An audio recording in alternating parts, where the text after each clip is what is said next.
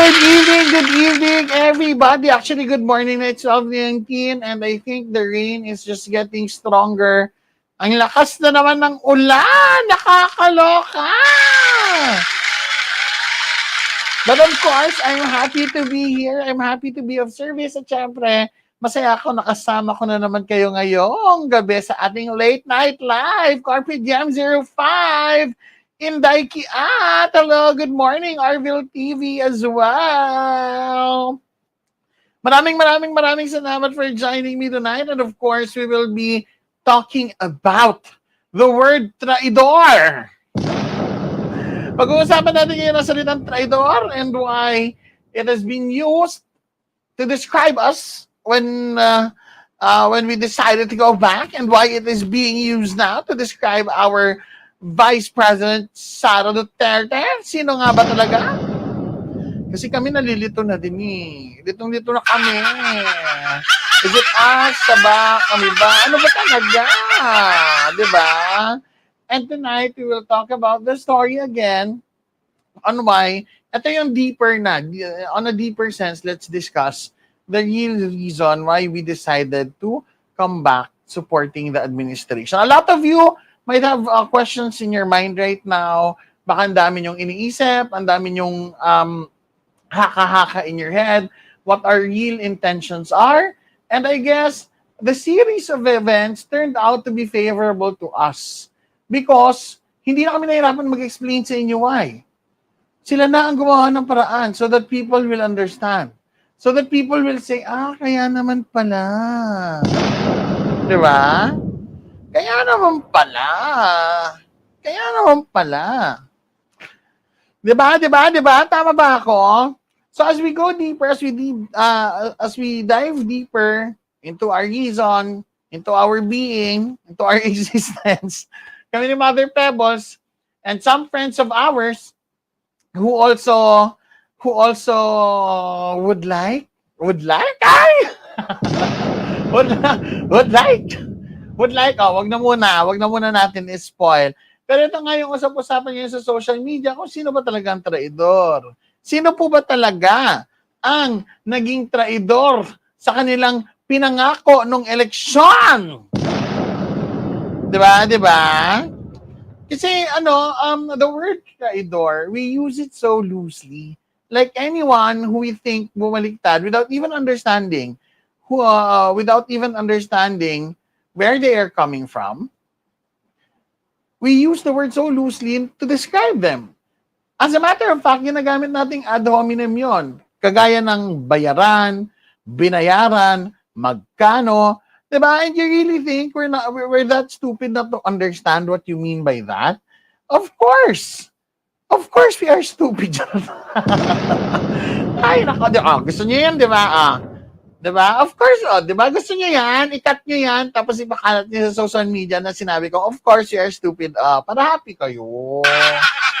Diba? I'm just giving you your happiness. Come on, guys. But nevertheless, this will just be a quick live. And because I really have nothing to say anymore tungkol sa ating Vice Presidente, tungkol kay Vice President Sara Duterte, she's been my constant content for the last day. And I think we'll not talk about her anymore, but we'll talk about the situation, what happened, kung ano bang nangyari sa presko na yon, and what it proved to the Filipino people. Ano ba ang napatunayan niya sa presko na yon?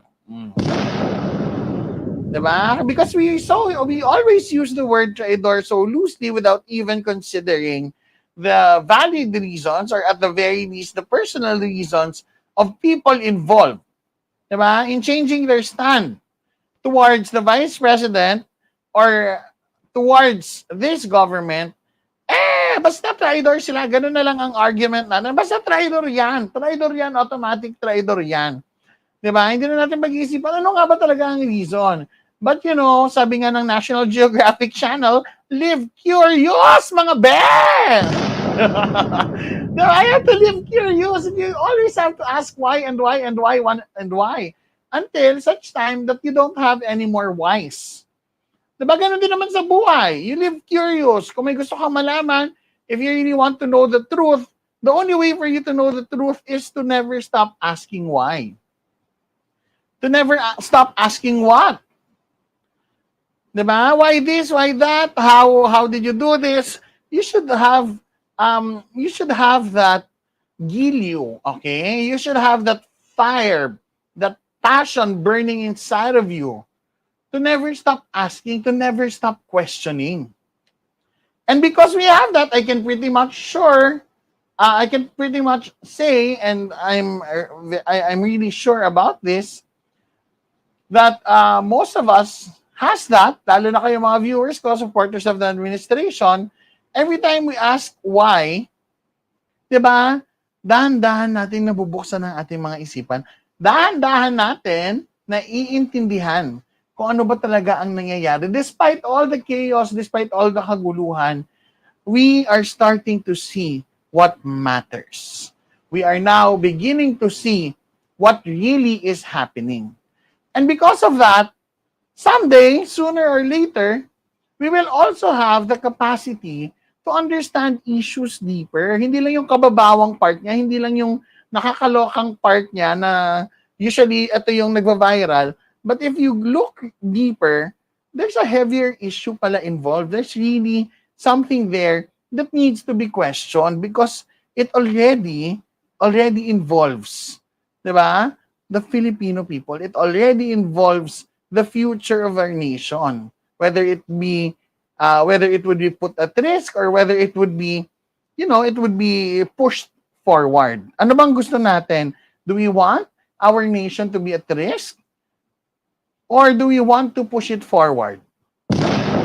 Diba? And with that question that we will ask sa mga government officials natin, sa mga public servants natin, with that kind of question, doon natin malalaman.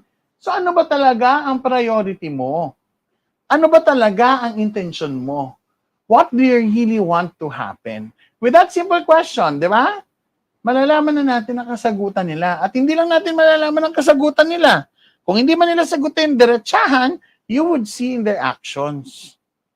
You would see in how they do things, how they deliver their messages, how they convey their messages, how they talk to the people. Doon mo makikita. Doon mo marirealize ang tunay na intensyon. Tama? Mali? Diba? Even if you talk to your friends, kung may nagawang mali sa iyo yung kaibigan mo, in order for you to feel at ease again with your friend, you have to ask, ano ba nangyari? Diba? Natural naman yun sa atin. Ano ba nangyari? Ba't mo ako inaway? Ba't ka nagalit? Nagalit ka dahil? Ito. Bakit ka nagalit doon? Ganito lang naman ang ibig kong sabihin. Dito lang naman ako nanggaling. So your friend would now start opening up. Pero, kung alam nyo, kung diretso atakihan lang kayo, like you attack your friend for being mad at you, for the issue, wala mang mangyayari because you'll never find a solution to the problem. Diba? You'll never find a way para magkabati kayo ng kaibigan mo.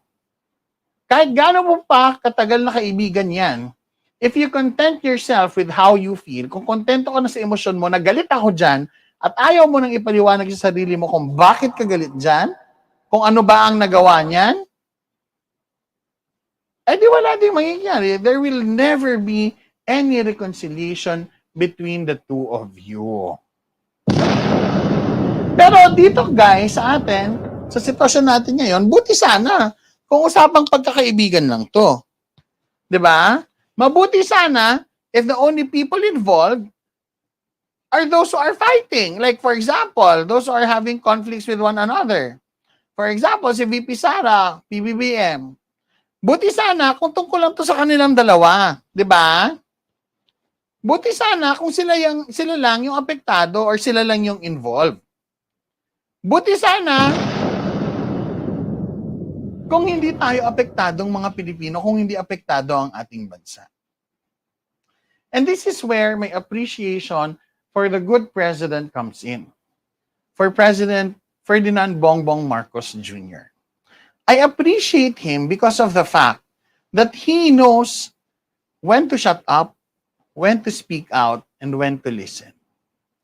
He knows kung kailan siya magre-react. He's not driven by emotions na magre-react na lang sa bawat patutsada ni Vice President Sara Duterte sa kanya. Alam niya kung ano ang mga sasagutin niyang issue. Alam niya kung paano niya i-handle ang questions coming from the media, which involves his relationship with Vice President Sara Duterte. He knows how to be civil about it. Alam niyo yun, the mark of a true statesman. Ganyan ang presidente natin. Kaya deserve niya naman talaga ng palakpak. Deserve. Kasi kung pinapalengke siya ng ibang government official, kung tinitira siya na parang ginawang palengke ang Pilipinas, siya hindi siya sumasagot. Hindi siya nagre-respond. He does not dignify their tirades with an answer. And that is a very good move for our president because ano ba ang silbi ng mga tiradang yun? Mapapabuti ba noon ang kalagayan ng bansa? Mapapabuti ba noon ang buhay ng Pilipino? Mapapaganda ba niya ang buhay ng bawat mahirap na Pilipino na nagtatrabaho lang araw-araw para may maipakain sa pamilya? Diba? Is there anything good that will come out of all these? And again, sa part na yon, I really appreciate our president for doing a good job. Alam niyo yung yung kwento, I'm not sure if this is a true story, but alam niyo yung kwento ng ng Google, yung CEO ng Google nung may lumipad na cockroach sa kanya. Let me find it for you, okay? Hahanapin ko because we can learn a thing or two from this and sana hopefully, ma-employ ito ng ating mga government officials, lalo na ng ating vice presidente, who did not really act like a vice president when she delivered her press con. Diba? I'll share this with you. Basahin natin. Basahin natin together because this is something na magandang pag-usapan in our late night live. And I hope that before you go to bed, you'll learn a thing or two from me by reading to you this story. Okay? Ito yung cockroach theory. O, di ba? Usapang ipis. Wala kasi akong squid theory, so sorry. Doon tayo sa cockroach theory dahil wala akong squid theory. But I will share this with you. Because this is a really good really reflection point for everybody watching my live right now. Ano daw, hindi na press on. Kwento Barbie, walang kwenta kasi ang press con ay may bibabalita kang pangyayari maganda para sa taong bayan, lugar, or acting. Yes. Mommy Terry, thank you. Very well said, Madam Ellie. Okay. Basta ako, Winston J. Duterte, weekang president, ang third desire lang siya sa mga nakapaligid sa kanya. Well, you're very inday on that matter, Sir Winston. Because I do not understand where you are coming from with that statement. I think yung term na weak president, pinauso kasi ng mga Duterte and you're using it without actually justifying it. Yung under desire is also an ad hominem without proof. That's baseless and that also does not count as an argument if you really want to debate kay PBBM about the state of the nation and how he runs his administration. Tama ba? So go lang, opinion mo yan. If that is the only thing that your mind can conceive, go ahead. You have the freedom to do so. Let's enjoy our democracy. Hindi press con, yun, kundi kwentong barber. Di ba? Parang kwentong barber. It's a good move for PBBM to keep quiet and continue work. Yes, of course. Yan dapat ang gayahin ni Sara, maging decent and professional, hindi siya palengkero tulad ng ibang kulto. I would have to agree. Alam nyo, late yung comments nyo, binahana pala ako ng comments. I'm sorry, kaya kanina pa ako hindi nagbabasa ng comments because I'm not seeing it. Tapos ngayon, sabay-sabay silang, Sabay-sabay silang lumabas. I'm really sorry. Hello, Ultimate Arman. Grabe paninira mo kay VP. Wala kayong respeto. Ay, hindi ako yung walang respeto. Siniraan ko siya. Hindi ko siya sinisiraan. I'm simply reacting to how she reacted. Diba? I'm simply reacting to her press con. I never said anything that, I never insulted her. Never ko siyang inatake. So, I'm not sure also how you process things, Saram. I don't know how to read your name, but ano ko inatake dito?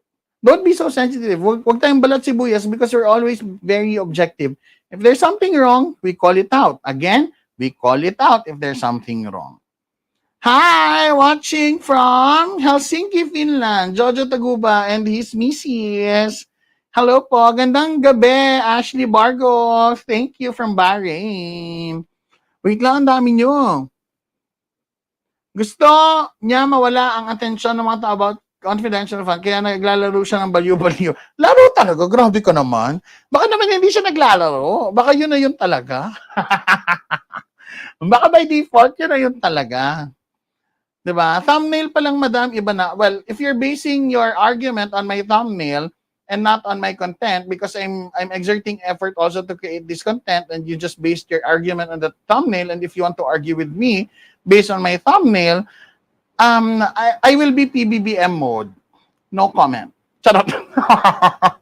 PBBM mode ako. No comment. Okay. Fine. 12:50 na I write again. Hello. Don't mistake PBBM kindness as a weakness. Yes. Diba? The true test of strength. The true test of strength is not using your power to destroy others, but using your power to build others. Hindi mo masasabing weak siya kasi mabait siya, kasi kind siya, hindi siya sumasagot. Diba? That's not your definition of weakness. Weakness is not being able to control your emotions. That is weakness. Weakness is not being able to hold your mouth so that you won't say anything that will put you in danger. Or so that you will not say anything that will compromise your reputation. Diba? That is weakness. Diba? Weakness is being able to say things dahil sa bugso ng damdamin mo. Hindi mo kasi nauuhuan, hindi mo na na-maintain yung posture mo. Hindi mo na maintain yung dignidad mo. And because you are so filled with emotions and you cannot contain it because you are weak, lalabas lahat ng basura sa bibig mo. Hi, BB Dyers. Present ulit ako sa online class. Thank you. Thank you, Riot Kitten. Salamat. Watching from Bacoor, Mabag. Watching from California is Miss Vance Fernandez as well. Hello, hello. Anyway, let's go back na. Basahin natin yung cockroach theory together. Okay? Basahin natin siya together because this is something, if you don't know yet this one, if you don't know yet yung natin, if you don't know yet the cockroach theory, or if you haven't encountered this anywhere, let me be the one to share it with you. Kasi ang ganda talaga nito. Ganda ng kwento na to. Can you see it? Ito. Can you see it better? Let me know. Okay. So this story, it was originally told as a speech by Google CEO Sundar Pichai. Hindi ko na-explain ko ng Google, I explain ko pala kasi parang may hindi marunong mag-Google dito. Si Selram Tolokyasit. Google is a website. It's a database of information online. It's a giant database of information. You can ask Google anything. It will give you answers through articles, through newsletters, and everything that it finds and collates from the World Wide Web. Just in case, hindi mo alam, Selram, just in case you need Google as well to help you at least, upgrade your system or your brain. I don't know. Charot. Okay, sige na. Ito na. At a restaurant, a cockroach suddenly flew from somewhere and sat on a lady. She started screaming out of fear. With a panic-stricken face and trembling voice, she started jumping, with both her hands desperately trying to get rid of the cockroach. Her reaction was contagious, as everyone in our group also got panicky. The lady finally managed to push the cockroach away, but it landed on another lady in the group. Now it was the turn of the other lady in the group to continue the drama. So may cockroach, lumipad. Dumapo doon sa isang babae. Isang babae, nagwala. Ipis! Ganon. Ipis! Pusit! Ay, charot. Ano ba yan? So, nagpanik siya. So, ngayon, nagpanik siya. Winagawiwayan niya. Anis. Okay. So, ngayon, umalis na yung cockroach. Nahawi niya. Ngayon, lumipat na ang cockroach sa ibang babae. But bago pa makalipat or bago niya pa nahawi ang cockroach papunta sa iba, nagpanik na siya. So ngayon, nagpanik na din yung lahat sa lamesa, nahawa na sa kanya. Even if they don't know bakit siya nagpanik, nakita lang nila yung cockroach, nagpanik na din sila. So hawa-hawa na, panik na din. So ito, nung nasa kabilang lady na, her reaction was also contagious as everyone in her group also got panicky. The lady finally managed to push the cockroach away. Okay, sorry. Ito na tayo pala. The waiter rushed forward to their rescue. In the relay of throwing the cockroach next, fell upon the waiter. So napunta na sa waiter. The waiter stood firm, composed himself, and observed the behavior of the cockroach on his shirt. When he was confident enough, he grabbed it with his fingers and threw it out of the restaurant. Sipping my coffee and watching the amusement, the antenna of my mind picked up a few thoughts and started wondering, was the cockroach responsible for their histrionic behavior? So yung ipis daw ba ang may kasalanan kung bakit sila nagpanik, kung bakit sila nagwala? If so, then why was the waiter not disturbed? He handled it near to perfection without any chaos. Kayo nga muna, bago natin tapusin, di ba? Bago natin tapusin yung story, kayo nga muna, bakit sa tingin nyo, ang waiter, nung siya yung dinapuan, hindi siya nagpanik? Ano ang ginawa ng waiter compared sa ginawa ng unang mga ladies na dinapuan ng cockroach? Sige nga, please. Can someone share their basahin natin. Can someone share? Chris Ulo is here. Hello, Chris. Medyo may online class lang kami ngayon. Nag-online class lang kami ngayon. Charot. Can someone share first kung bakit hindi sila nagpanic or why is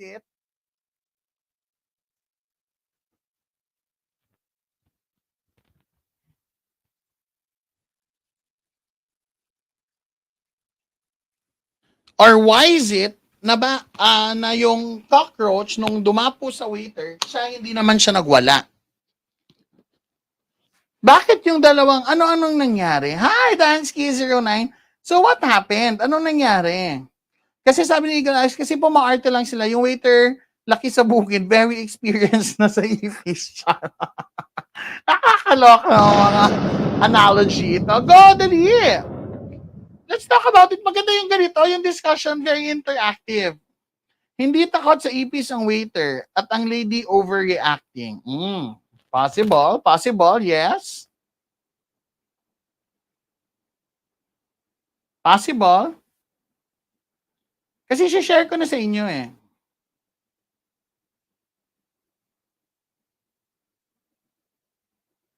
Bakit? Dali, comment pa. Hindi takot ang waiter. Okay. Fantastic, Kiko. To each his own fear. Ay. Human behavior, sabi ng kaibigan.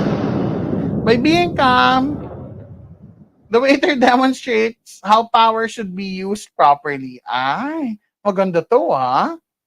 Kalmado. And that's how you show power. Diba? Powerful people do not need to shout. They do not need to make a point by raising their voice or shouting or throwing insults to others. Diba? Or by insulting their colleagues. For example, in the government.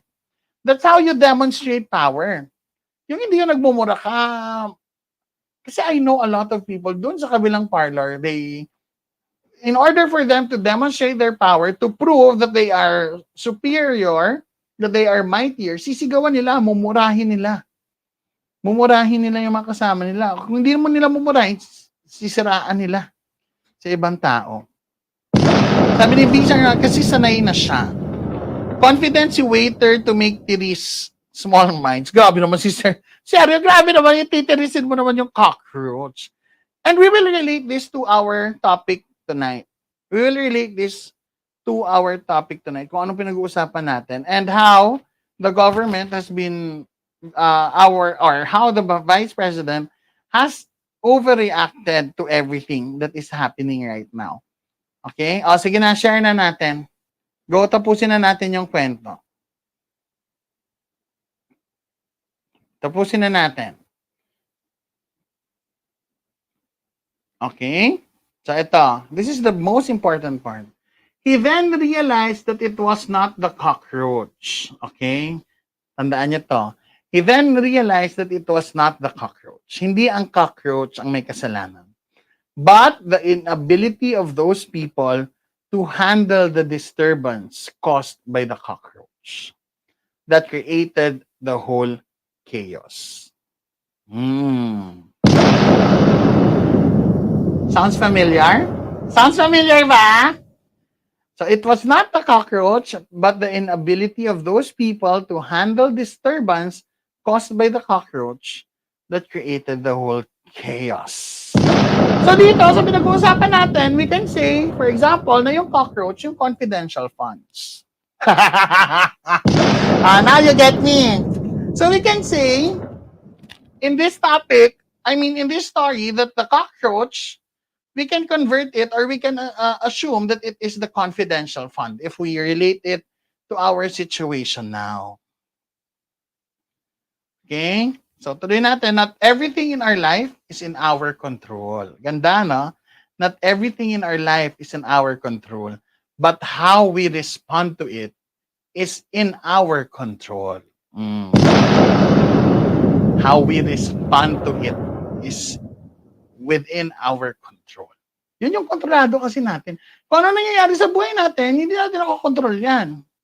Whatever cards we are dealt with, you learn to play with the cards. We have to learn to play with the cards we are dealt with. Diba? Ang nakokontrol natin is how we respond.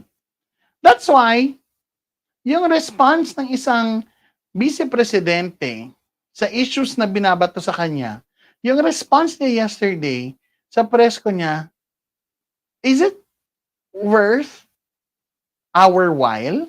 Is it something that would help the Filipino people? Is it something na would address our issues, or it would address her issues, yung personal issues niya? Diba? That's the question that we have to ask. A happy person is happy not because everything is right in his life. He is happy because his attitude towards everything in his life is right. Diba? So if you really understand, if you understood the story, we can relate this to what happened ngayon sa atin. Yung cockroach, yun yung confidential funds. It was thrown kay VP Sara, the First Lady. Nagpanic siya, so everyone around her also panicked. They're not in their right minds already. Alam nyo, when you are panicking, nag-activate yung fight or flight response nyo.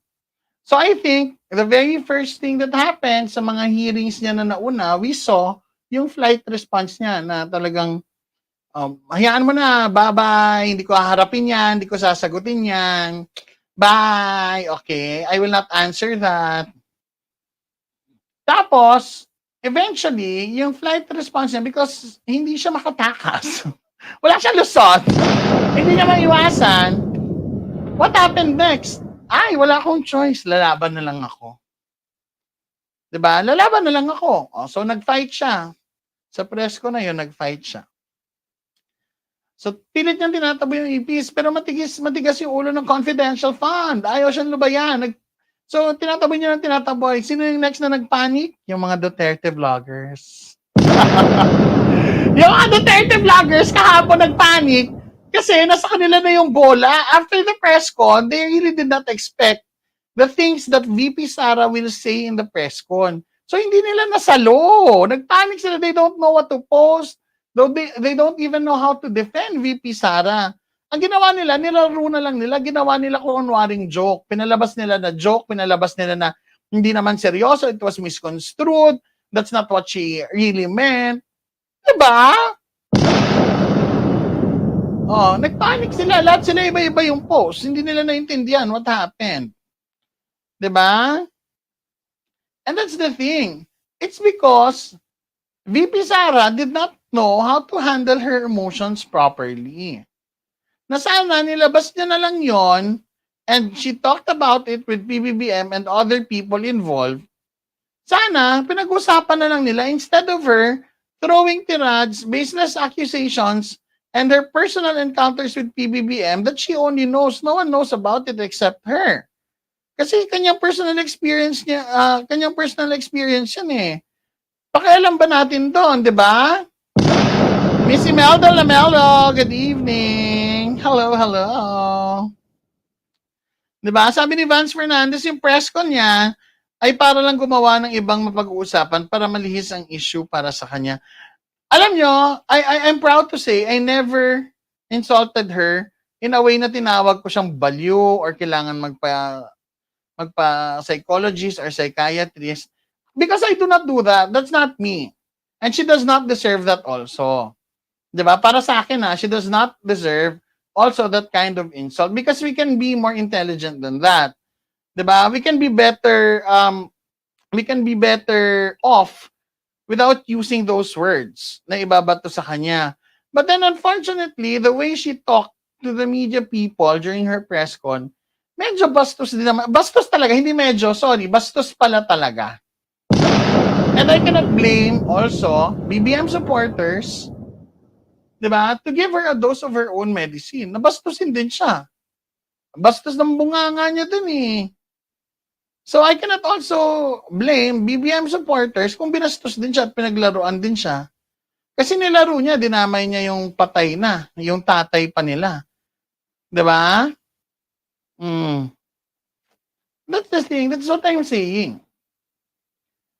You have to learn because true strength is measured on how you're able to contain yourself. Diba? In desperate times.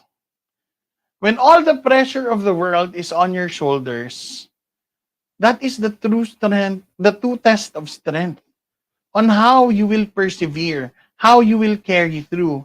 Will you come out with grace? Will you be walking out of those issues na taas noo, na talagang tama ang ginawa mo, na walang mali, na walang bahid ng korupsyon? But then, instead of doing that, VP Sara opted to take her fight to the street. To take her fight to the kanto. Diba? Parang hindi vice-presidente, and it's just frustrating and disappointing. Diba? Lalo na sa part namin because we've been supporting her for so long. I know, lahat kayo alam to. Lahat kayo alam nyo na sobrang Duterte supporters kami for the longest time. It's just that along the way, we realized Hindi niya kaya. Hindi niya kaya. We realized that all the fights, all the efforts that we were putting in, believing that they have a good fight, believing that they were fighting for something really good for the Filipinos, hindi pala ganun. Mali pala kami. Because everybody surrounding her had their own intentions. May sarili-sarili silang interest. Why they are fighting the government. Why they are against the administration. Pwede mo silang isa-isahin actually. Kung gusto ko silang isahin soon. May kita mo doon pag akyat ng stage para magsasalita sa rally. Ay, ito nagtampo to, hindi to nabigyan ng posisyon. Next speaker, ito nagtampo to kasi ang taas-taas na ng posisyon. Parang little president na, pero sinunggal. Pag akyat pa ng isa, ay, ito yung tunay na butod. Si Mama. Si Mama, nabinigyan ko ng corona, pinasahan ko ng corona, kasi naman talaga, ang gwapo naman, Mama. Iba naman talaga si Mama mamili. Di ba? At saan niyang galing yung tampo niya? Hindi siya nabigyan ng posisyon. Natalo siya sa eleksyon. After a year, he was expecting to be, positioned, but never did get that position, whatever it is that he was asking for. Miss Jeanette, Inkaha. Sara is a weak person trying to make herself appear to be a strong one. Ano bang nangyayari? For example, may bully sa school. I think everybody can relate to this. You know a bully in school. Once in your life, feeling ko may nakilala naman kayong bully sa school ninyo. Ano ba ang usual na problema ng isang bully? Are they really that tough, yung mga bullies? Are they really that strong of a person? Kaya sila nang bubuli kasi kaya nila, kasi malakas sila, mas ano sila. Diba? Why are they such bullies? Diba? Sa labas, malakas sila, matapang. Kaya nilang labanan lahat. Kaya nilang sugurin lahat. Because yung exterior nila, they pose as a strong person. Diba? Malakas.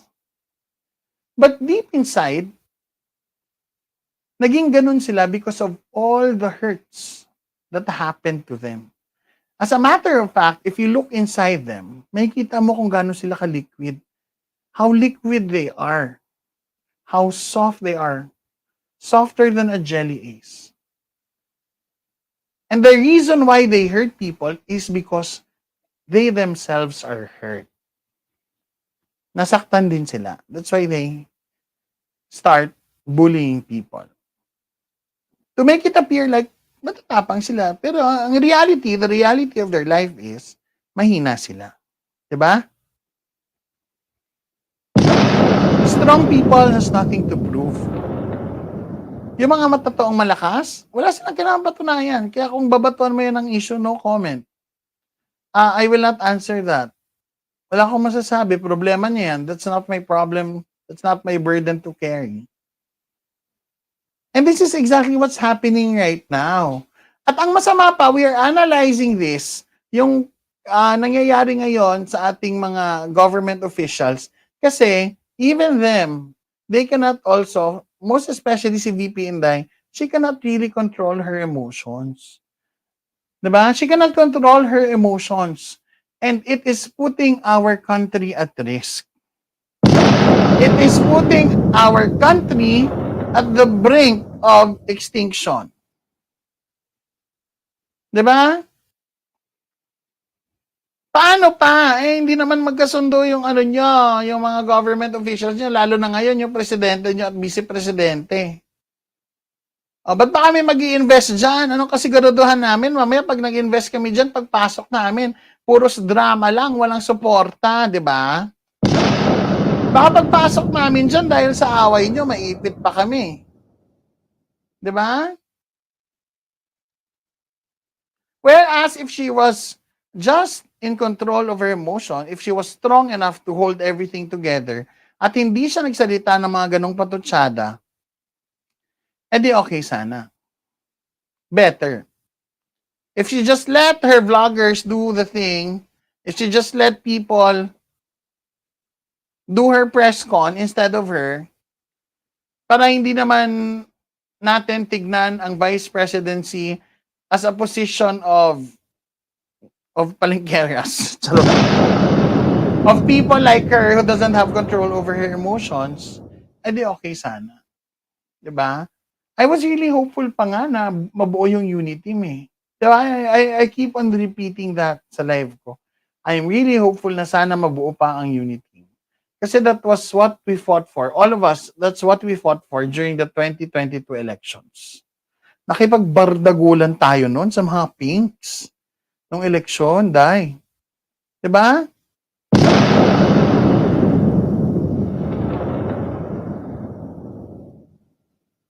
Diba yung isang kasabihan, your aptitude will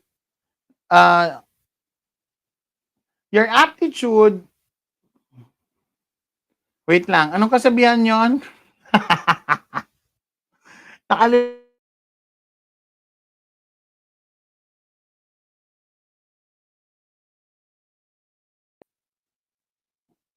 Para hindi tayo magkamali. Your attitude, not your aptitude, will determine your altitude. Explain nyo nga. Your attitude, not your aptitude, will determine your altitude.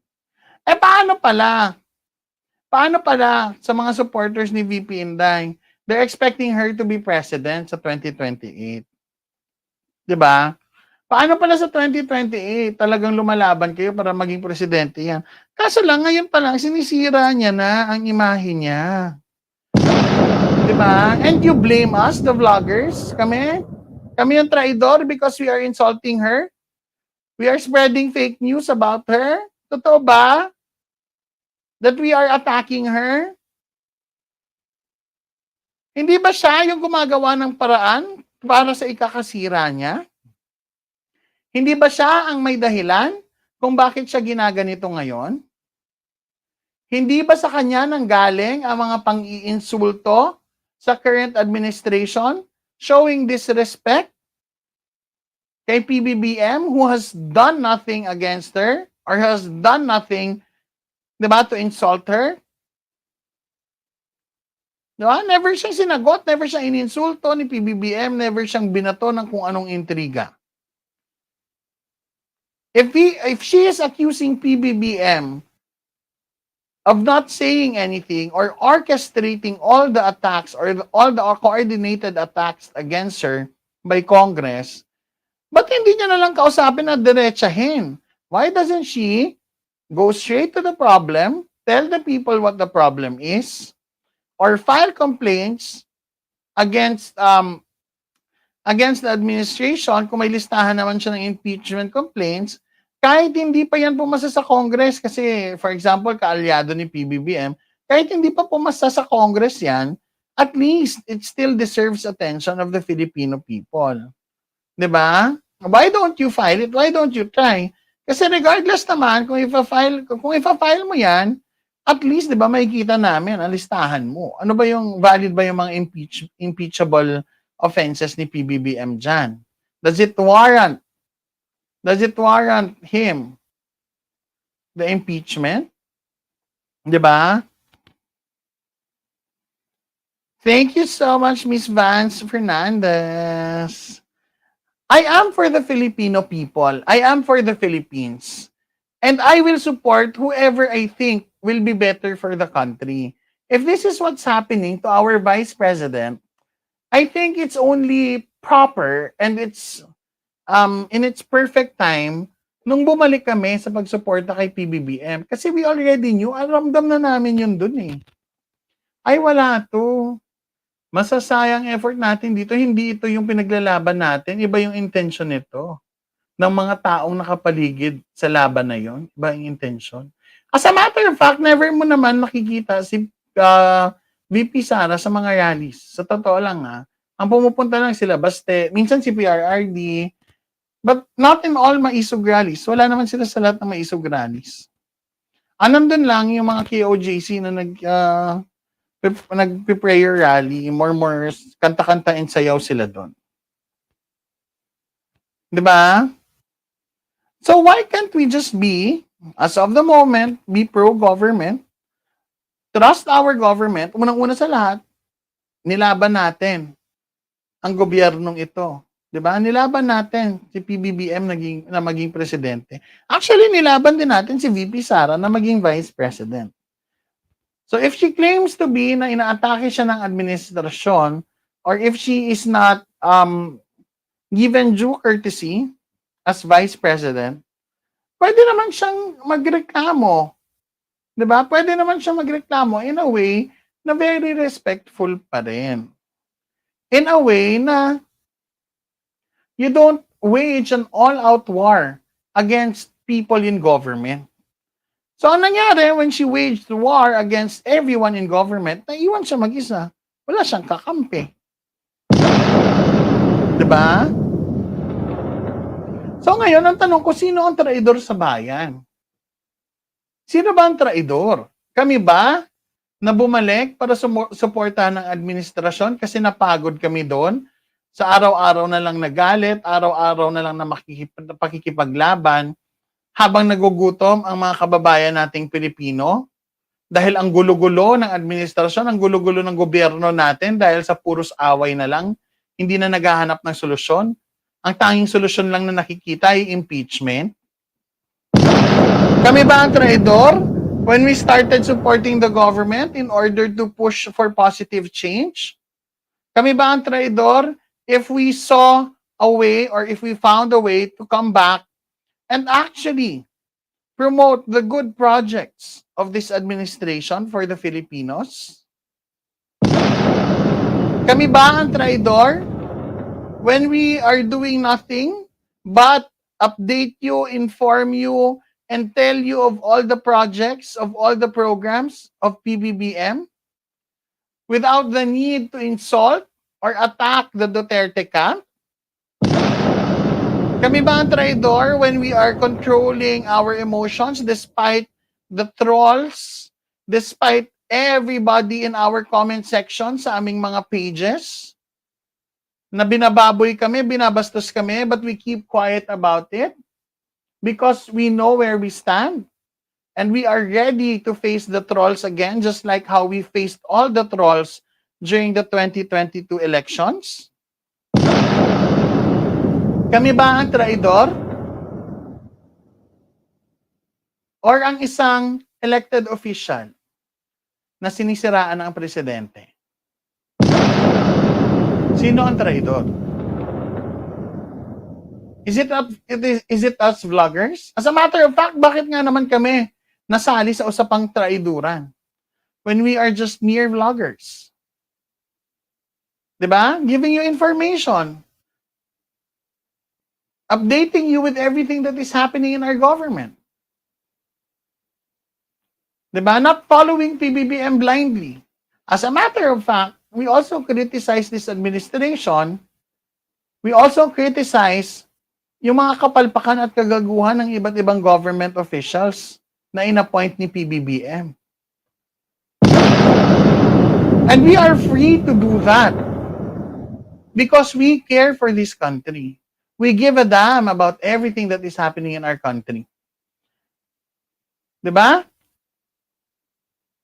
And supporting the government for every Filipino is just the right thing to do. Diba mga Duterte, galit na galit sa mga insurgents, galit na galit sa mga rebelde. But then I think they fail to see that going against as well, waging war against the government, is also a form of rebellion. Diba? Insubordination. Kung nasa company ka pa, kung hindi ka marunong sumunod sa boss mo, tawag doon insubordination. Diba? And if there is such thing that exists sa isang corporation or sa isang institution, wala talagang maa-achieve. Kasi ang mangyayari, lahat yan, gulo, away na lang. Lahat na makikita mo sa news yung away. Lahat na makikita mo sa news ay ang bangayan, ay ang sagutan ng magkabilang kampo. But then, we are so lucky And we are so grateful that our president, hindi niya pinapatulan lahat ng patutsada sa kanya. And he has proven that many times over. Magsalita ka lang dyan ng magsalita, ako, magtatrabaho lang ako ng magtatrabaho because I have to fulfill my promises sa mga Pilipino. Yung pinangako ko sa kanila nung ako ay tumakbo at nanalo bilang presidente ng Pilipinas, yun ang tutuparin ko. He doesn't really focus on all the issues thrown against him. Ganun kabait, ganun kadesente, ganun kagalang-galang ang ating presidente. Diba? We are not elected officials. Hindi po kami ang may kakayanang mang traidor. As a matter of fact, we are supporters. We are mere supporters. And if you let us down, I think ikaw yung traidor. Ikaw yung sinuporta namin, pinupush ka nga namin eh. And then you let us down because simply you cannot control your emotions. Diba? You just lash out, you just open your mouth without, really thinking about the ramifications of all your actions. At sa tingin mo, mababawi mo pa lahat ng sinabi mo. You let us down. So, sino ngayon ang traidor? Sino ngayon ang traidor? PBBM chose to be silent despite the attacks of the Dutertes. Yes. Nakakarinig. Nothing. Wala siyang sinabi, wala siyang reaction. Diba? All the attacks coming from different sides. Narinig ni PBBM, nakita ni PBBM. Pero may narinig ba tayo sa kanya? Except for that one interview na sinabi niya, maybe I was deceived.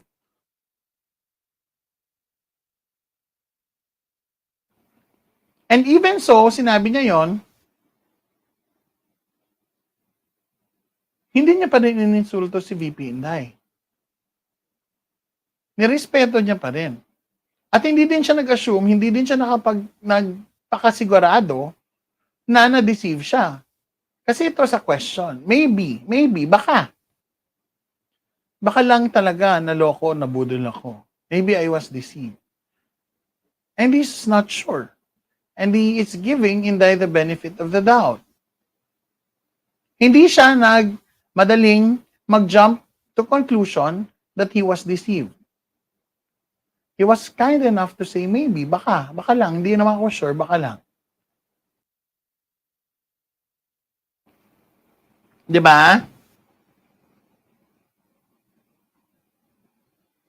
Sumagot lang naman siya sa tanong ng media, bakit nasabi niya yun. Yes, sumagot lang naman siya. But he could have easily answered na niloko ako binudol ako, trinaidor ako, diba? He could have easily answered it that way, but he did not. Because hindi siya yun. Hindi siya ganung tao.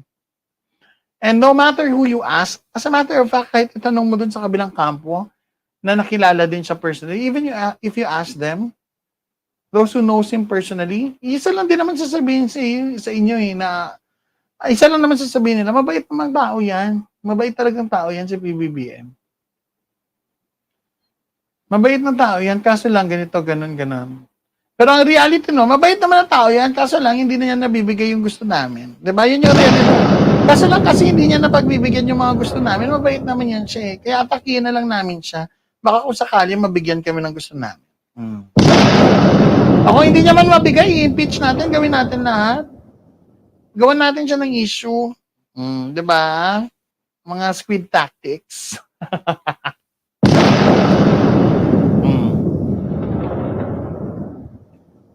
Wala daw karapatan si BBBM na sabihin yon. Kasi, she was referring to that statement of PBBM that maybe I was deceived. Sabi niya, ang counter-argument niya is dapat pag presidente ka na daw, hindi na importante sa'yo or hindi na mahalaga sa'yo ang nararamdaman mo or yung emosyon mo. If you are already the president, dapat ang inuuna mo na yung taong bayan. Inuuna mo na yung Pilipinas para maging best of the best. After that statement, na sinabi niya yon, ang next mga statements niya is all about her emotions, about her tampo, about her personal experience, tungkol sa kanyang emosyon. So parang, totoo ba? Sinabi mo yon?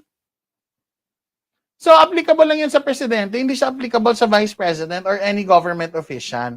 So presidente lang talaga ang hindi dapat madrama. So vice president below, pwede na magdrama like you. Lahat ng drama isiniwalat mo na para kami nanood ng maalaala mo kaya.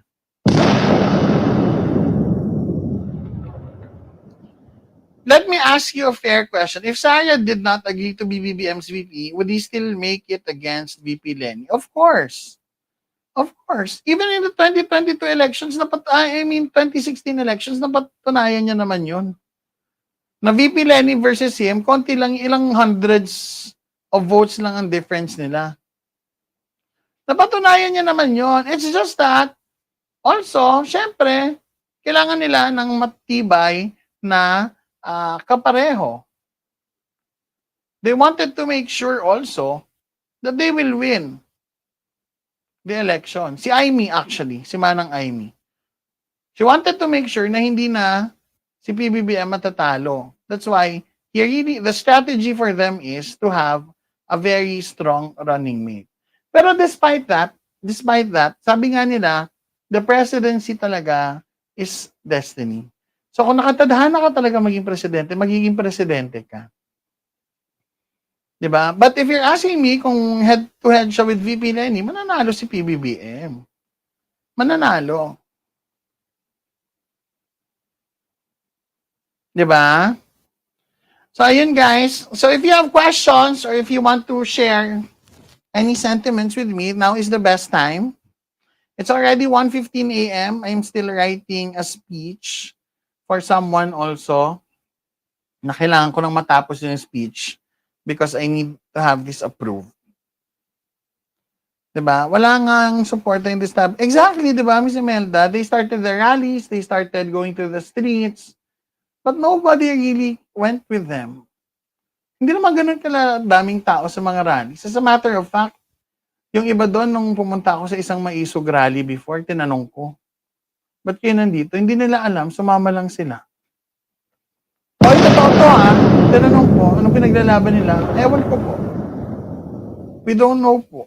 Pahingi po ako ng candy. Diba? Sinama lang po ako dito. Tapos may libreng t-shirt. Libre naman daw food. Diba?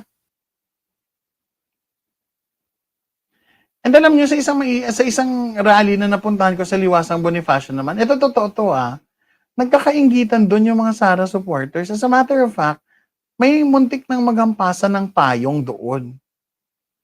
May muntik na magampasan ng payong doon sa rally.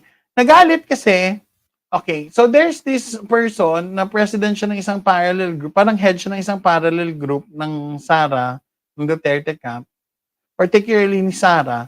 And then there's this another head of another parallel group. Nung tinawag sa stage para magsalita ang isang leader, pinakilala siya as the head of all parallel groups of Sara Duterte. So ngayon, itong nakaupo na head din naman ng parallel group, nagalit. Sabi niya, bakit kiniklaim niya na siya yung leader ng buong parallel groups? Hindi naman yan yung leader ng buong parallel groups. As a matter of fact, wala namang leader ang buong parallel groups. May kanya-kanyang grupo, may kanya-kanyang leader. So it escalated to the point na inakyat niya sa stage at hahampasin niya sana ng payong. Buti na lang napigilan. Buti na lang, people were also quick to stop them. Diba? Para harangan sila, para hindi sila mag-abutan or magkaabutan. And it was just a crazy experience kasi totoo ba, nag-aaway kayo? So, doon mo makikita na shit. Kanya-kanya silang may kanya-kanya silang eksena.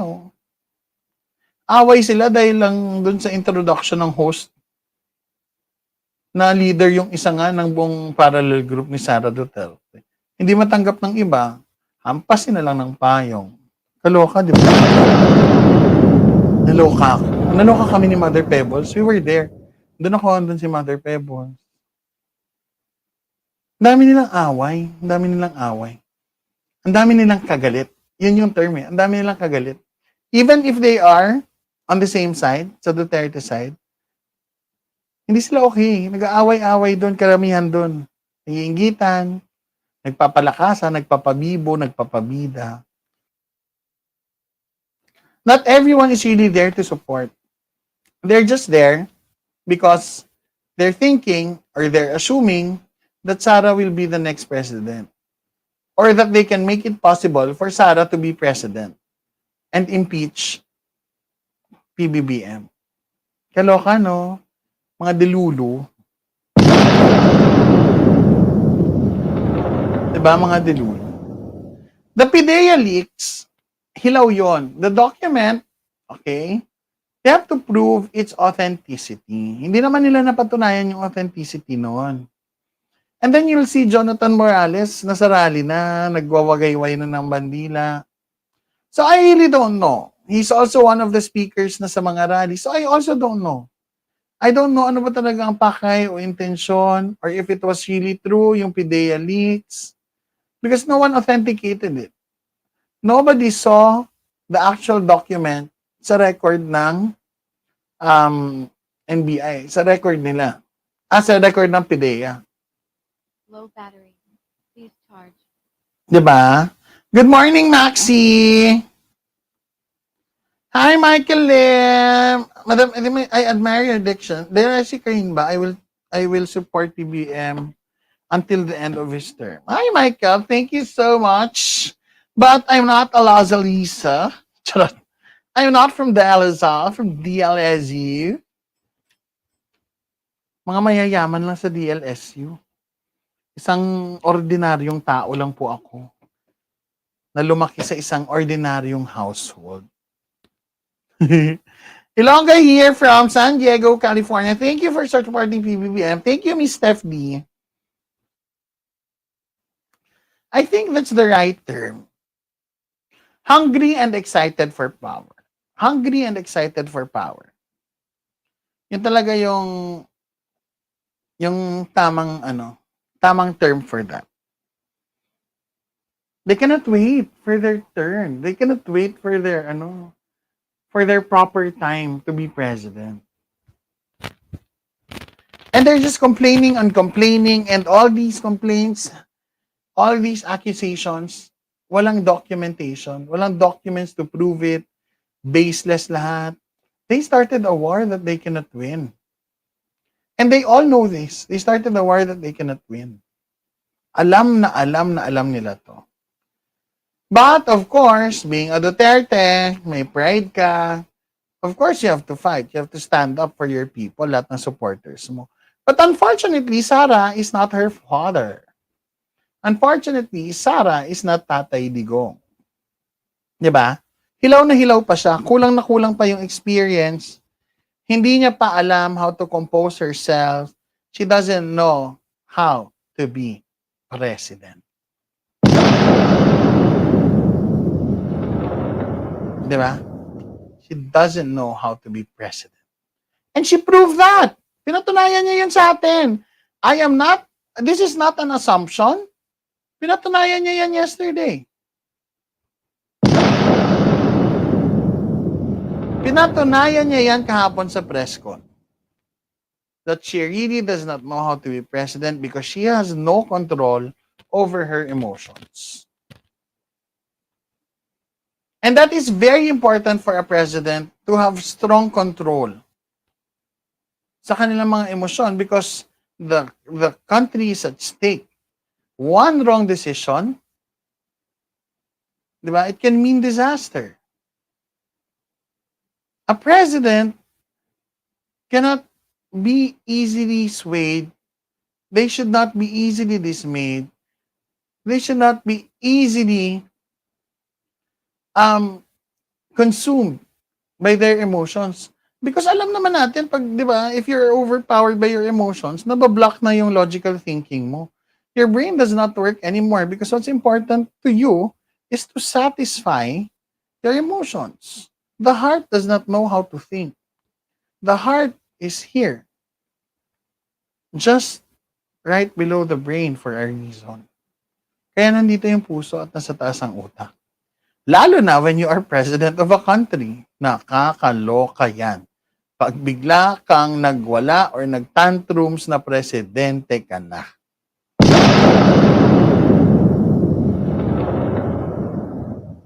Good evening, Madam Ellie from Africa. Sabi ni Rachel.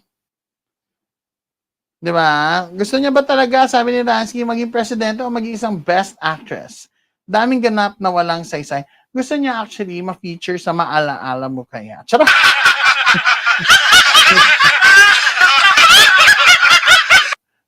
Gusto niyang marinig ang kwento niya. At gusto niya si Ate Charo ang magkwento ng kwento niya. Charot!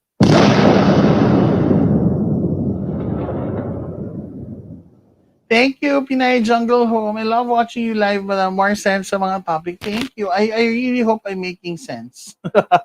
Yan lang din yung pinagdadasal ko every time I go live. Sana I make sense dito sa live ko and I impart something also sa viewers ko. But if I'm not making any sense, please call me out. You can call me out. Hindi ako public official. Charot. Hi, Edgar Cuero. Thank you. I really appreciate you here. I really appreciate you here sa live ko. Kahit 1:25 a.m. na sa Pilipinas, you stay with me, you watch me, you interact with me, you talk to me. I feel so happy about it. Sabi ni Rachel, masyadong emotional si VP. How can she work under pressure pag ganyang hindi pa siya presidente and nagtatantrum na siya agad-agad, di ba? Balik tayo sa usapang opisina, corporate. Di ba? How can you work on, di ba, lagi yan sa interview, if how do you deal with pressure at work?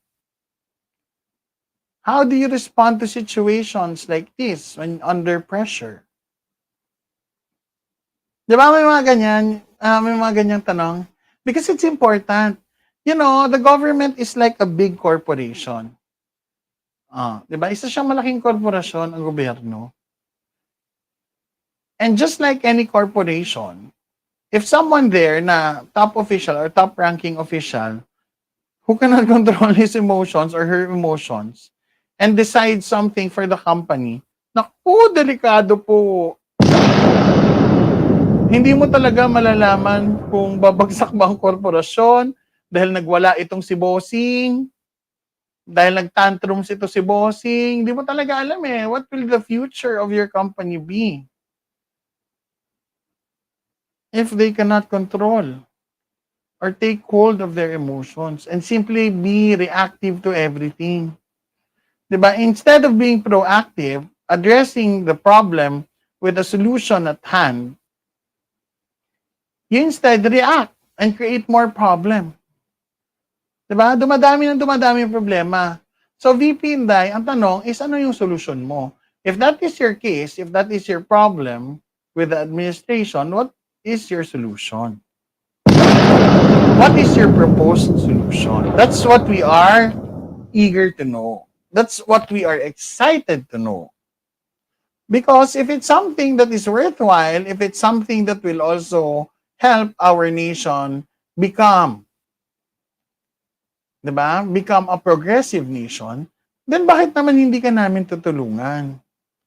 Diba? But with your maala-ala mo kaya statements, I'm really sorry, but I think I would have to consider myself lucky na nabasa ko no ang galaw na yan, even before mo masabi yan. Kasi bago pa to mangyari, nabasa na namin ang galawan ng isang VP Sara. And that's why sabi namin, ay bitaw na tayo. Suportahan na lang natin ng gobyerno, iwas na tayo sa gulo. Ayaw na namin ang gulo. Nakakapagod. Lalaban ka, tapos lahat ng pinaglaban mo, mababale wala lahat dahil sa isang press con na hindi pinag-isipan.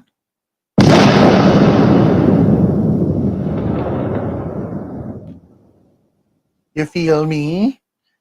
Ha? You feel me? Diba?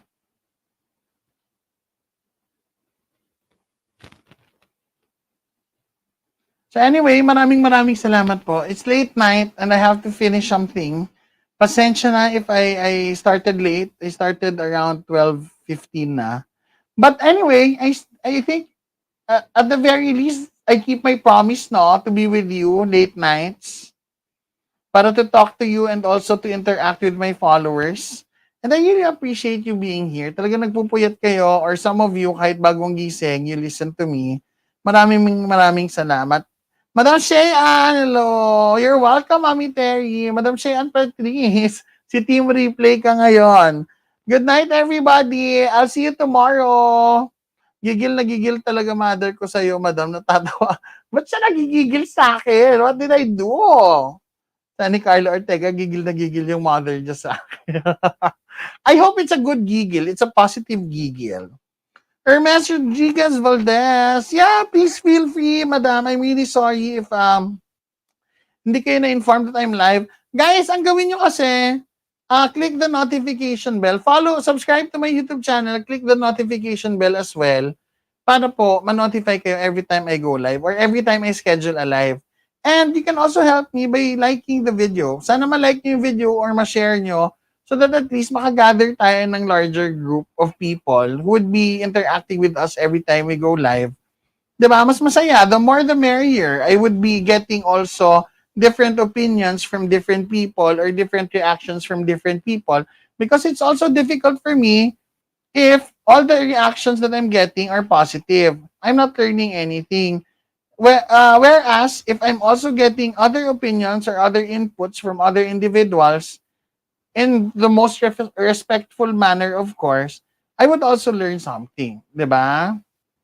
Diba? Matututo din ako. And that's very important in communication. Kaya maraming salamat po for giving me the chance to speak in front of you tonight, in front of you every day. I promise to do more of this and be very punctual next time. And of course, I hope that I won't disappoint you and that I will make it worth your while every time you're watching me. Maraming salamat. Magandang gabi. Good night, everybody. I'll see you tomorrow.